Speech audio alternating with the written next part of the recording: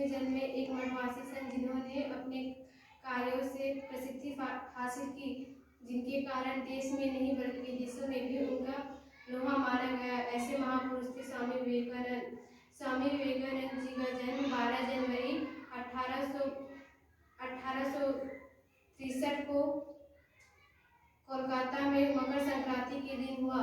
उनके पिताजी का नाम विश्वनाथ दत्त था। वे कोलकाता के उच्च न्यायालय यानी हाई कोर्ट में अधिवक्ता थे। उनकी माता जी का नाम फुलेश्वरी देवी था और उनके दादाजी संस्कृत एवं फारसी के विद्वान थे। बचपन से ही धार्मिक और शिक्षित माहौल होने के कारण उनका व्यक्तित्व ऊंचा बन पाया। स्वामी विवेकानंद जी बचपन से ही शरारती और बुद्धिमान थे। वे हमेशा साधुओं के प्रति बड़ी श्रद्धा रखते थे। अगर कोई साधु या कोई फकीर किसी को कोई चीज की आवश्यकता होती थी और अगर वह नरेंद्र के पास होता तो वह तुरंत उन्हें दे देते थे। सन 1871 जब नरेंद्र 8 वर्ष की आयु में थे, उनका दाखिला श्री ईश्वर चंद्र विद्यासागर नामक विद्यालय कोलकाता में हुआ। सन 1871 से 1877 तक वे वहीं रहकर शिक्षा ग्रहण किए। सन 1877 से 1879 तक वे रायपुर में सपरिवार रहे। सन 1879 में वे पुनः कोलकाता चले गए और वहां मैट्रिक की परीक्षा उत्तीर्ण की। उसके एक साल बाद उन्होंने कॉलेज में दाखिला दिया। उस कॉलेज का नाम कास्टन चर्च महाविद्यालय था। वे हमेशा धार्मिक ग्रंथों का अध्ययन करते थे। वे बचपन से ही ध्यान, योग, विभिन्न वाद्य यंत्रों का प्रयोग करते थे। स्वामी विवेकानंद जी के पिता वकील थे और वे चाहते थे कि उनके पुत्र भी उन्हीं की तरह वकालत करें, पर स्वामी विवेकानंद जी की रुचि अध्यात्म, संगीत, धार्मिक ग्रंथों में था और विभिन्न जात पात, ऊंच नीच, समाज में फैली बुराइयों को दूर करने के लिए वे प्रयास करना चाहते थे। सन 1882 में वे रामकृष्ण परमहंस नामक भारतीय विद्वान से मिले। उन्हें हमेशा ईश्वर के अस्तित्व की खोज रहती थी, इसलिए जिज्ञासावश उन्होंने रामकृष्ण परमहंस जी से पूछा कि क्या उन्होंने ईश्वर को देखा है।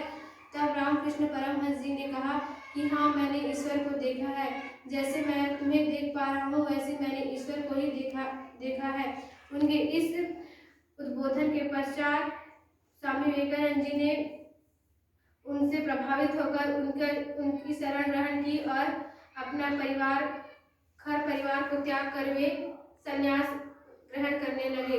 सन 1893 को जब वे शिकागो में विश्व धर्म सम्मेलन में उन्हें आमंत्रित किया गया, तब वे हमारे देश की एक छोटी सी धार्मिक पुस्तक श्रीमद् भगवद गीता को लेकर वहां पहुंचे।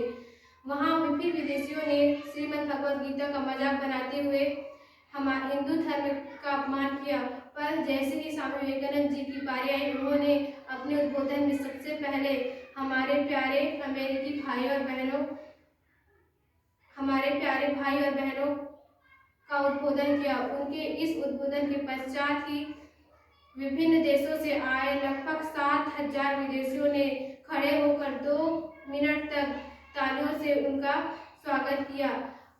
राम गोपाल चट्टोपाध्याय द्वारा लिखित पुस्तक विवेकानंद इन हिंदी में के पृष्ठ नंबर 150 में न्यूयॉर्क में जो समाचार पत्र में स्वामी विवेकानंद जी ने जो उद्बोधन किया, उनका पूरा भाषण उस अखबार में छपा था। उस अखबार का संपादन करते हुए अमेरिकी पत्रकार ने यह लिखा था कि हम केवल उनके भाषण को शब्दों के रूप में यहाँ प्रदर्शित कर रहे हैं, लेकिन उस भाषण का अमेरिकियों पर जो प्रभाव पड़ा उसका इस समाचार पत्र में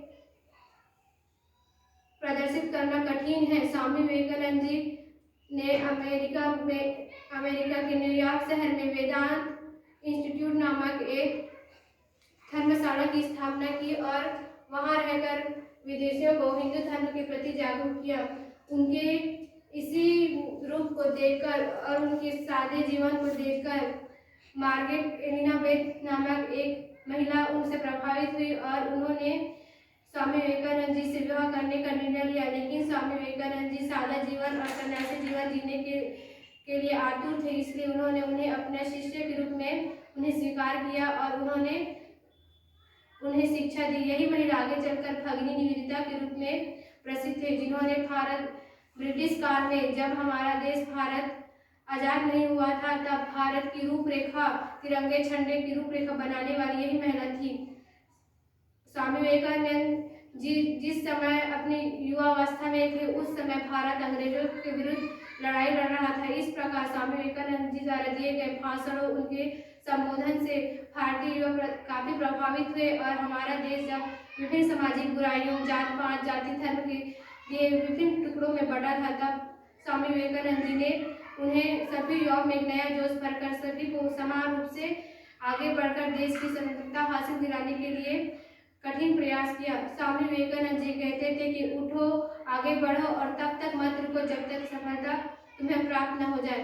स्वामी विवेकानंद जी चाहते थे कि भारत में सभी धर्मों का निवास हो और सभी धर्मों को एक ही नजरिए से देखे, इसलिए उन्होंने हिंदू धर्म के प्रति जो घृणा विदेशों में फैली थी, उन्हें समाप्त कर विभिन्न पश्चिमी देशों एवं पूर्वी देशों को भारत से मिलाने में एक महारत हासिल की।